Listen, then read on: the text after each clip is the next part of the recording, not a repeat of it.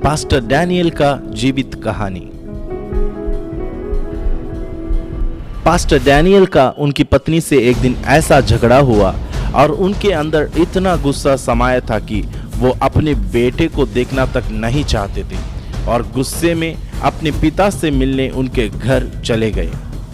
और पिता से मिलके जब वापस घर लौट रहे थे, गाड़ी भी इतनी तेज चला रहे थे और जब उन्होंने ब्रेक मारने की कोशिश की और वो नाकाम हुए, जिस कारण उनका एक्सीडेंट हो गया और उनका छाती स्टीयरिंग पर लगने की वजह से उनकी हालत गंभीर हो गई। और वहां पर उनका एक विश्वासी जो इस घटने को होते हुए देख रहा था, दौड़कर उनकी पत्नी के पास जाकर कहा, पास्टर जी का एक्सीडेंट हो गया है और वो गंभीर हालत में है, उनको हॉस्पिटल में एडमिट किया गया है। इस खबर सुनते ही उनका बीवी और बच्चे वो हॉस्पिटल गए जहां पर डैनियल को एडमिट किया गया था और उनके परिवार वाले हॉस्पिटल वालों से रिक्वेस्ट किया कि वो उनको अपने फैमिली डॉक्टर के पास उनका इलाज करवाना चाहते हैं।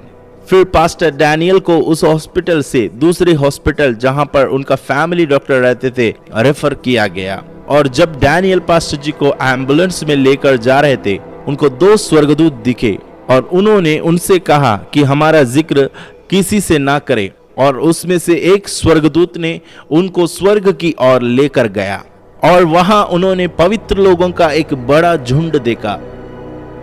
दूसरी ओर उनकी परिवार वालों ने डैनियल पास्टर को लेकर उनके फैमिली डॉक्टर के पास पहुंच गए और वहां डॉक्टर ने उनको मृतक घोषित कर दिया और उनको मृत्यु प्रमाण पत्र दे दिया। पर पास्टर डैनियल स्वर्गदूत के साथ अपनी यात्रा में थे और वहां उन्होंने देखा कि पवित्र लोगों के झुंड कैसे प्रभु की महिमा कर रहे हैं। वह भी उनके साथ जुड़ना चाहते थे। तब एक स्वर्गदूत उनके हाथ में एक डायरी देकर कहा, जो कुछ तुम यहाँ देख रहे हो उसको इसमें लिखो। स्वर्गदूत ने पास्टर डैनियल को स्वर्ग की सुंदरता और स्वर्गीय घर दिखाया और कहा, यीशु ने अपने कहे अनुसार उस घर को तैयार कर दिया है, पर उसके लोग तैयार नहीं हैं। और वहां पर उन्होंने देखा कि फूलों भी परमेश्वर की महिमा कर रहे थे। इसके बाद उन्हें नरक के ओर लेकर गया और तब उन्होंने नरक के दरवाजे को देखा और एक स्वर्गदूत दरवाजे को खोला और एक बड़ा जोर की आवाज के साथ वो दरवाजा खुले।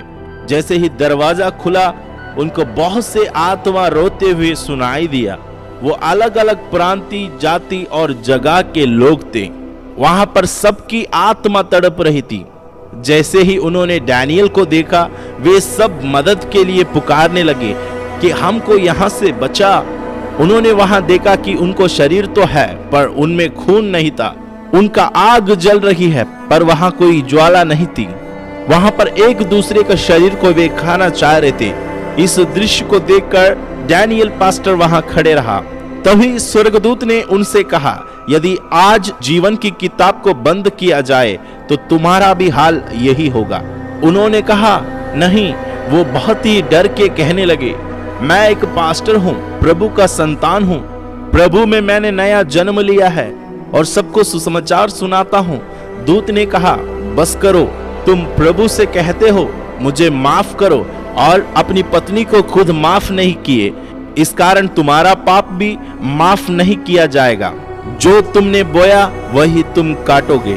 डैनियल फूट फूट कर रोने लगे और अपने दिल की गहराई से अपनी पत्नी को क्षमा किया। दूसरी ओर पृथ्वी में उनका बॉडी को मोर्चरी में रखा गया था।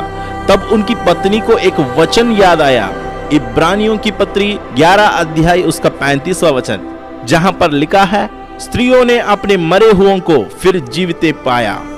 तब उनकी पत्नी अपने माता पिता से जाकर कहने लगी, हम उनकी शरीर को मोर्चरी से लेकर चर्च ले जाएंगे जहां पर अभी सामर्थी सभा चल रही है।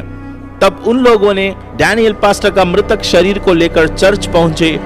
वहां पर सिक्योरिटी ने उनको रोका और अंदर जाने नहीं दिया। उनकी परिवार उनको समझाने लगे और उनका शरीर को लेकर वे चर्च के अंदर गए और प्रार्थना की इंतजारी में वे बैठे और उस शरीर को वहीं रहने दिया। और प्रार्थना के दौरान उनकी सांसें चलने लगी, उनकी जान वापस आ गई। जैसे ही उनके अंदर जान आई, तो वो इतने डरे हुए थे क्योंकि जो कुछ घटना उनके साथ हुआ उसको याद करते हुए, क्योंकि उसका जिक्र उस वक्त उन्होंने किसी से नहीं कहा। और जैसे ही वह अपने शरीर में वापस आने के बाद अपनी डायरी खोजने लगे, पर उनको वो डायरी कहीं नहीं मिला।